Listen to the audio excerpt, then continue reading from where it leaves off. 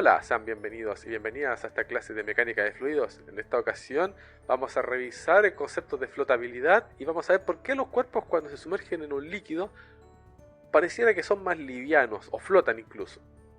Sucede que cuando tú sumerges un cuerpo en un líquido o en un fluido en general, este va a experimentar una presión tanto en la parte de arriba como en la parte de abajo.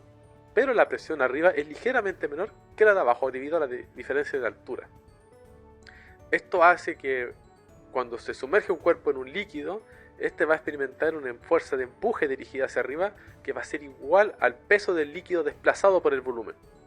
Esta cuestión que suena trabalengua que tiene esta canción, voy a dejar la cancioncita por ahí de Les Luthiers. Esa cosa que tiene esta canción se puede demostrar y no es difícil. Vamos a hacer también algunos ejemplos. Vamos a calcular cuánto disminuye el peso aparente de un objeto cuando se sumerge en un líquido. ¿Y qué porcentaje de un cuerpo sobresale sobre el líquido cuando este es lo suficientemente ligero? Por ejemplo, un trozo de madera en el agua. El agua es más pesada que la madera, ¿no es cierto? Es más densa. Entonces nos preguntamos, bueno, ¿qué tanto de madera sale sobre el agua? O un huevo duro que flota, ¿no es cierto? ¿Qué tanto de este huevo duro sobresale sobre el agua? ¿Y por qué sobresale en esa magnitud y no en otra? Todas esas cosas las vamos a revisar con ejemplos sencillos.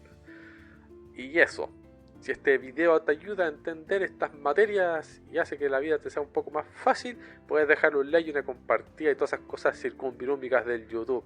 Como siempre, todo lo que vemos en este video va a estar escrito en un artículo en mi página, y en el enlace está en la descripción, y ahí le echáis un vistazo. Y si no entendí ni una cuestión, ahí me escribes y yo te ayudo. Eso, vamos a la pizarra a revisar estas cosas.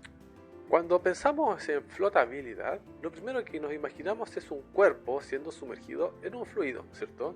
Un cuerpo de masa m. Este desgraciado tiene algún peso, fuerza, peso, que es igual a la masa por la gravedad, obviamente. Entonces, este cuerpo lo vamos a sumergir en un fluido. Aquí está nuestro fluido. Supongamos que este líquido que estoy dibujando acá es agua. La cuestión es agua.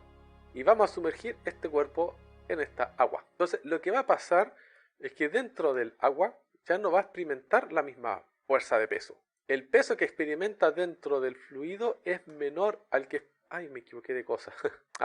Es menor al peso que experimenta fuera de él, ¿cierto? Son dos pesos distintos.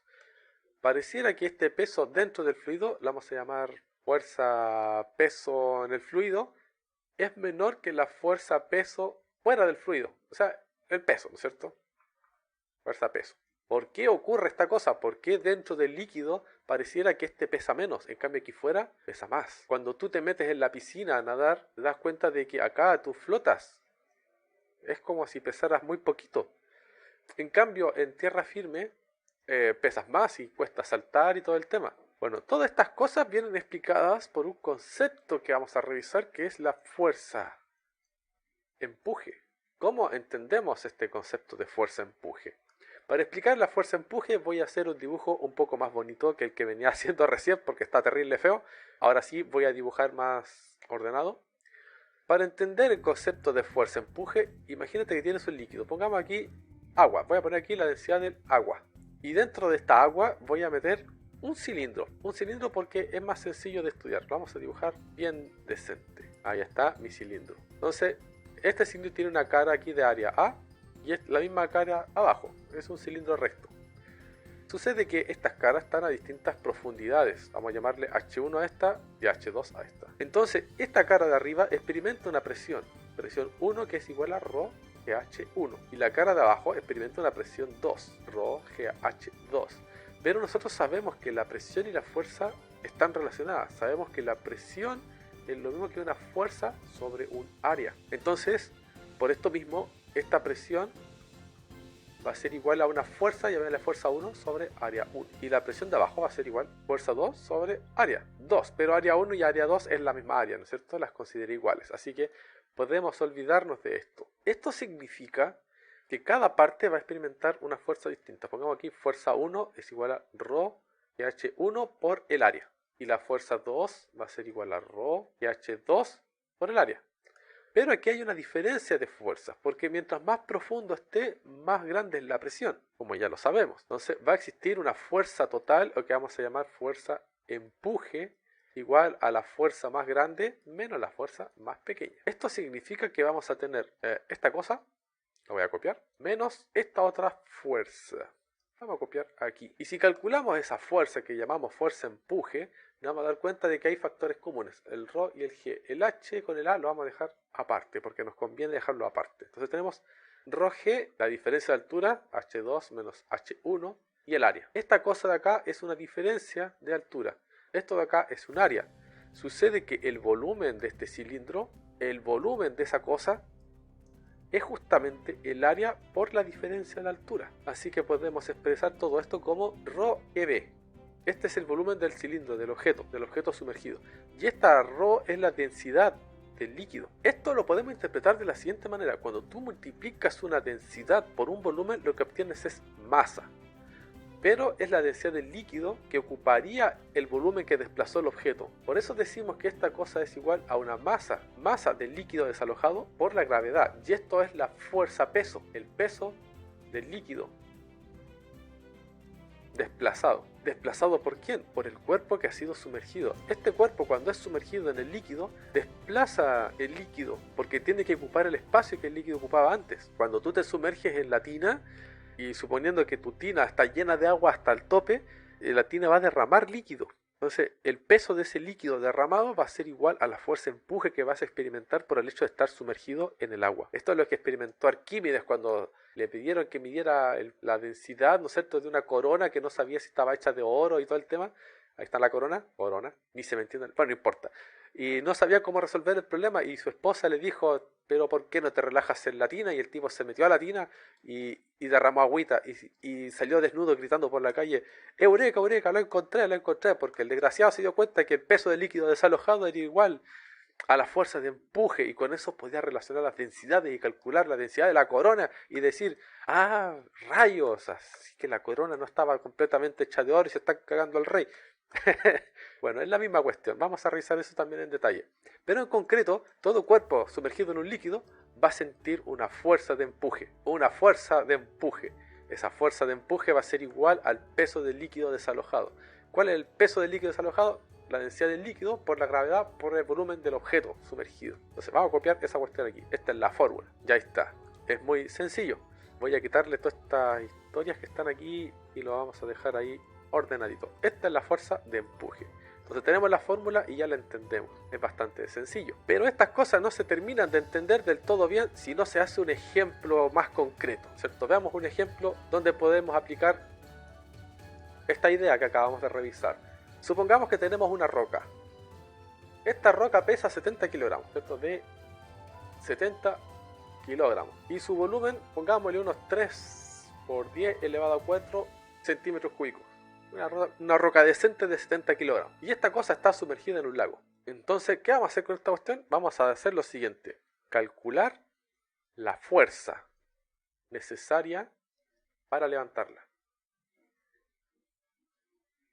¿Cómo calculamos la fuerza necesaria para levantar esa roca debajo del lago? Entonces decimos lo siguiente. Solución. Primero vamos a calcular la fuerza de empuje. Está la piedra, ¿no es cierto? La piedra, no les digan eso nunca a un geólogo, si no los va a matar. Está la roca.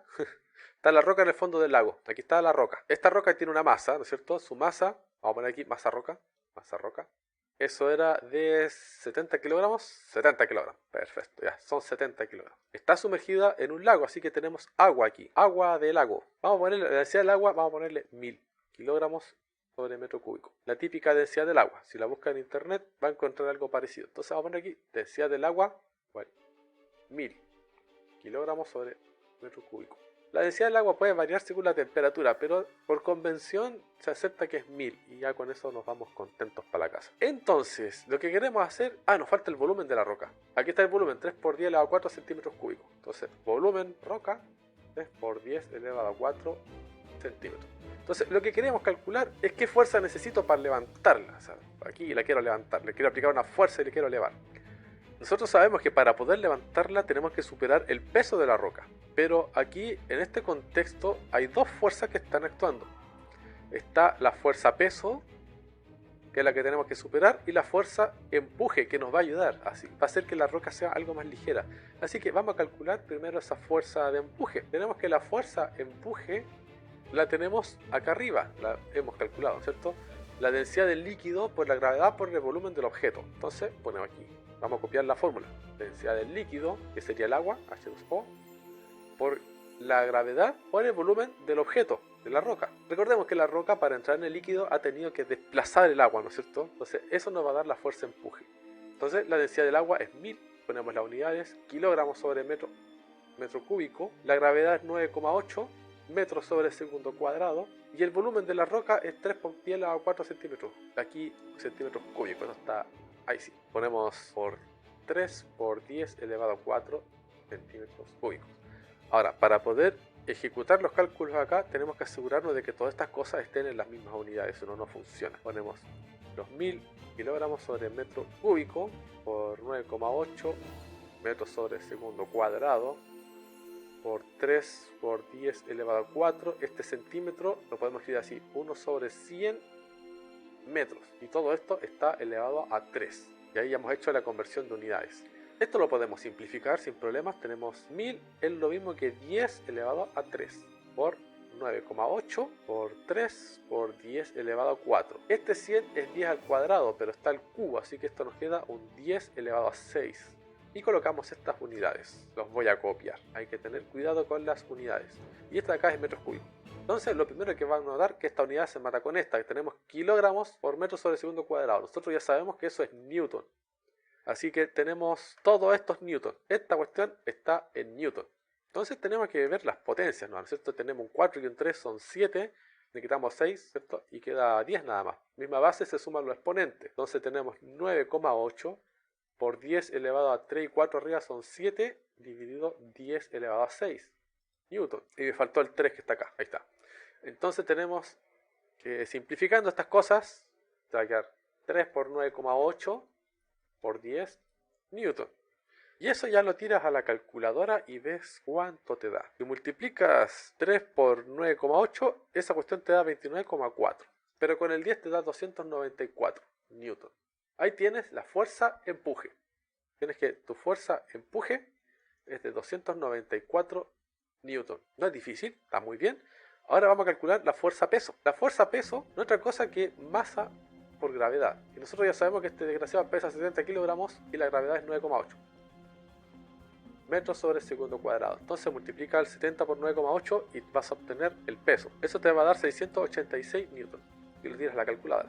Entonces, para levantar este cuerpo, recordemos que el peso está hacia abajo y el empuje está hacia arriba. Entonces el empuje te va a facilitar un poco el trabajo. Entonces la fuerza que vas a necesitar, llamamos la fuerza necesaria, va a ser igual a la fuerza peso, que es la que tienes que superar, pero le vamos a quitar la fuerza de empuje, porque esta te va a ayudar. Esto van a ser 686 menos 294. Esto está en newton. Entonces pesca al 686, le quita los 294 y te da 392, casi 400 newton. Te vas a dar cuenta de que es bastante más ligera. Esta es la fuerza que tú tendrías que utilizar si la roca estuviese fuera del fluido, fuera del agua. En cambio, esta es la fuerza que tienes que utilizar dentro del agua. Y tú calculas esta y la divides por esta, vas a obtener la disminución porcentual. O sea, está cerca del 60%. Es bastante, ¿cierto? La fuerza que tienes que utilizar para levantar la roca es solo el 60% de lo que tendrías que hacerlo fuera del agua. Es una buena reducción. Bueno, esta es lo que buscamos, ¿cierto? ¿Cuánta fuerza tenemos que aplicar para levantar la roca bajo el agua? Esa es. Vamos a poner doble ticket para que quede listo. Sí, eso es. Está listo. Y ahí se termina. Es bastante sencillo, la verdad. Esto que acabamos de ver también nos sirve para entender el concepto de flotabilidad. Ahí, vamos a ver flotabilidad.